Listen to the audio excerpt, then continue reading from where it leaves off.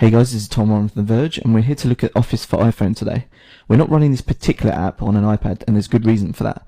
Microsoft's only releasing an iPhone version today that works exclusively with Office 365 accounts.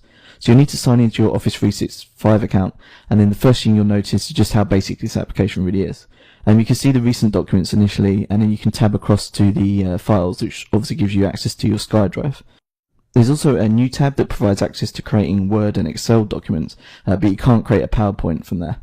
And the settings, they're really simple. You can literally just add your name in for comments and access stuff like the Help and Support Center and the sort of terms of use and privacy. So really simple stuff. Every time you navigate back to the recent section, it should refresh from SkyDrive to provide the latest edited documents. And viewing the document is really simple. You just tap on it, it goes in, and the default view lets you pan around the document with all the changes kept intact. Also, all the images are there and the text formatting. There's also options to share and save a copy of the document alongside some editing tools. Now, the editing tools are where this gets a little bit confusing, to say the least. You can simply tap on the editing tools option at the top, which gives you text input initially, and then you can select words in the document to manipulate the colours. But it's not obvious how to select text initially, and you have to actually double tap on a word to get the normal iOS options to select like multiple words.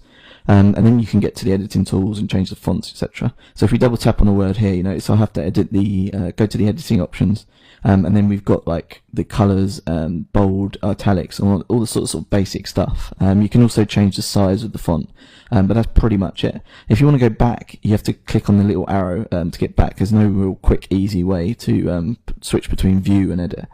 There's also a viewing tools option that lets you quickly pan through the document or find text within it. A final option is available to place comments on a document simply by double tapping on a word.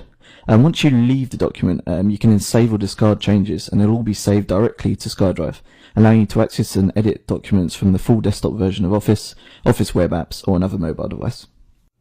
Next up is Excel. Now, I found manipulating data here and selecting cells really difficult on the small screen of the iPhone.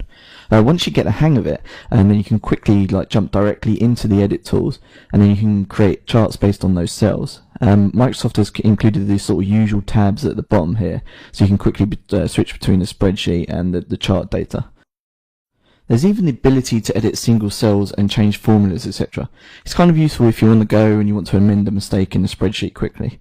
Like Word, you can also go into the editing tools and change the colours and fonts, and there's also options specific to Excel.